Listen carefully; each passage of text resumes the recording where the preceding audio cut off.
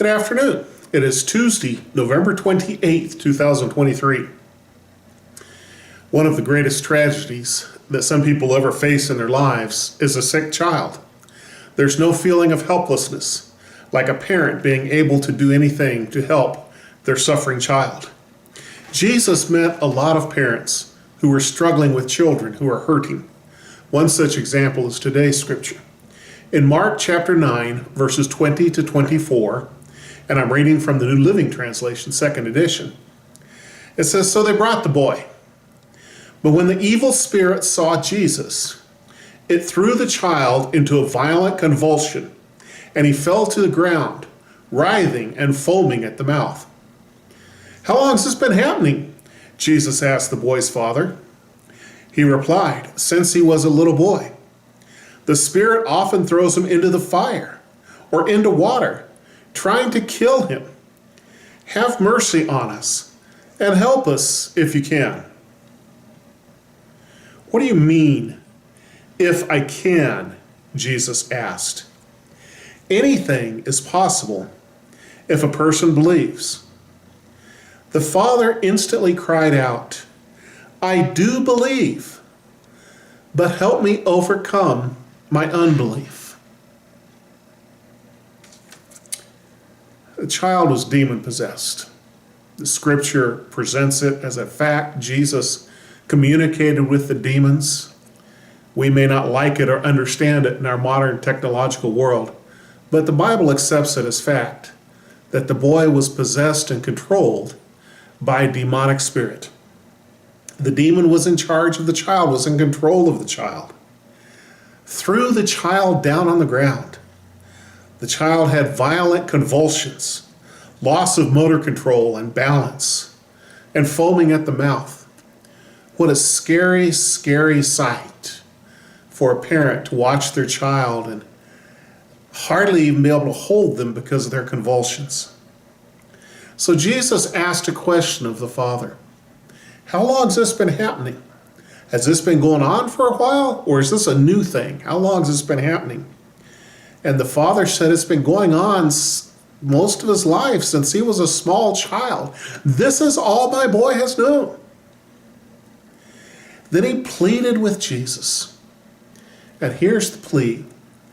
Have mercy. What an interesting request to make of God. The Father's not asking for justice. The Father's not specifically asking for healing. He's asking for mercy. Lord, do something for us that we do not deserve. Oh, what a broken spirit this Father has. He says, have mercy. Help us if you can. And Jesus picked up on that. What do you mean, if I can? What do you mean, if I can? Whether he's questioning the ability of God to heal or the ability of Jesus to work for God, or whether he's questioning just the state of the universe and how it exists. And the father immediately cried out, I believe. Help my unbelief. Help me overcome my unbelief. I want to believe. I need to believe. But I'm struggling to believe. Help me. It seems like some days the unbelief takes over the belief. And I'm trying to believe, but the unbelief is still there and it's strong. Please help me overcome the unbelief. When life faces you and forces you to confront your inability to do things, that's the place where faith can really come into play. Because if you could take care of everything, what do you need God for? But for those things that can only be done with supernatural intervention, those things that can only be accomplished if God takes a hand, that's where we need to believe, and that's where faith works, and that's what it means to believe.